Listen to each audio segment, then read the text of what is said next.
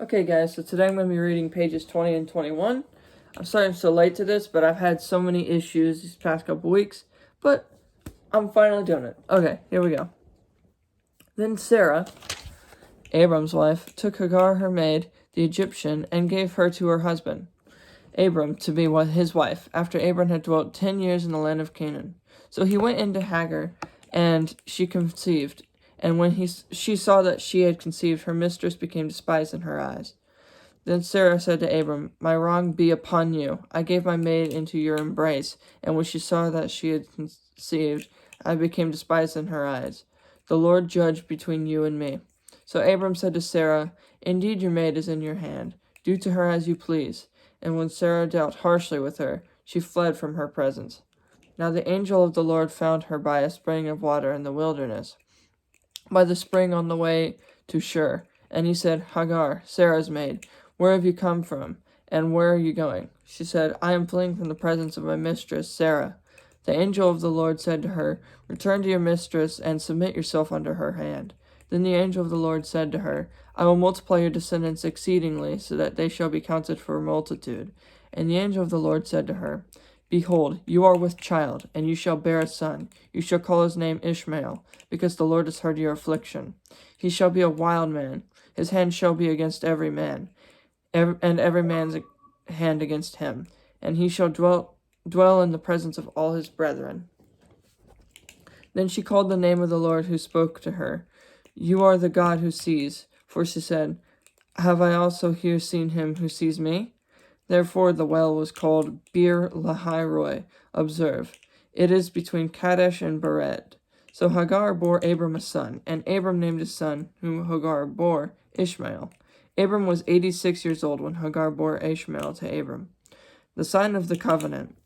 When Abram was 99 years old, the Lord appeared to Abram and said to him, I am Almighty God. Walk before me and be blameless, and I will make my covenant between me and you, and will multiply you exceedingly. Then Abram fell on his face, and God talked with him, saying, As for me, behold, my covenant is with you, and you shall be a father of many nations. No longer shall your name be Abram, but your name shall be Abraham, for I have made you a father of many nations. I will make you exceedingly fruitful, and I will make nations of you, and kings shall come from you. And I will establish my covenant between me and you and your descendants after you in their generations, for an everlasting covenant, to be God to you and your descendants after you. Also I give to you and your descendants after you the land in which you are a stranger, all the land of Canaan as an everlasting possession, and I will be their God.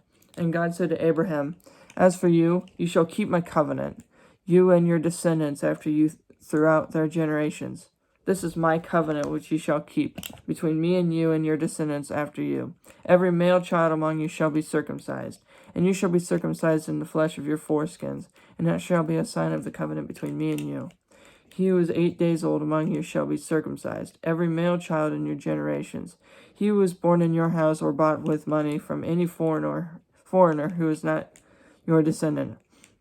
He who was born in your house and he who was bought with your money must be circumcised. And my covenant shall be in your flesh for an everlasting covenant. And what's it mean? Names were a very big deal in ancient times. The meaning of a person's name often revealed a very important characteristic about him. In many cases, it was a symbol of what he stood for. In Hebrew, Ab means father and Raham means many. Genesis 17:4 and 5.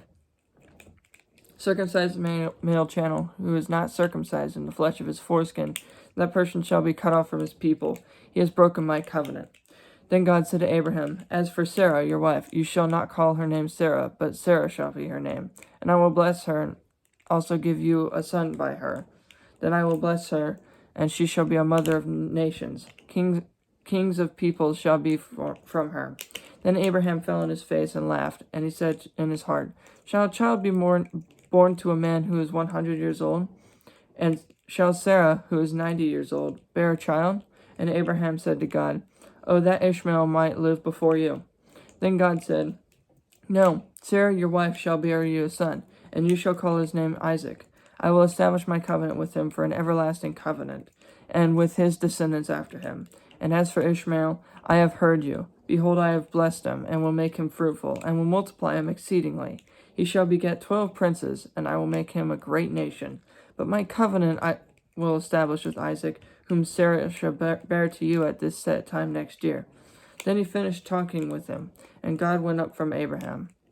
So Abraham took Ishmael his son, all who were born in his house, and all who were bought with his money, every male among the men of Abraham's house, and circumcised the flesh of their foreskins that very same day, as God had said to him. Abraham was 99 years old when he was circumcised in the flesh of his foreskin, and Ishmael his son was 13 years old when he was circumcised in the flesh of his foreskin. That very same day Abraham was circumcised, and his son Ishmael, and all the men of his house, born in the house or bought with money from a foreigner, were circumcised with him. The son of promise. Then the Lord appeared to him by the terebinth trees of Mamre, as he was sitting in the tent door in the heat of the day. So he lifted his eyes and looked, and behold, 3 men were standing by him.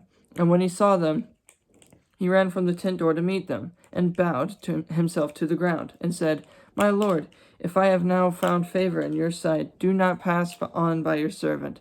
Please let a little water be brought, and wash your feet, and rest yourselves under the tree. And I will bring a morsel of bread, that you may refresh your hearts. After that you may pass inasmuch as you come to your servant." What's it mean? In ancient times, hospitality wasn't a courtesy, it was a duty. When a weird traveler stopped at someone's home, the people of the house were expected to welcome the stranger with open arms and take care for his needs. It was considered rude for a host to ask his guests a question or carry on a conversation with them before they were given a chance to clean up and eat. Genesis 18:1-5.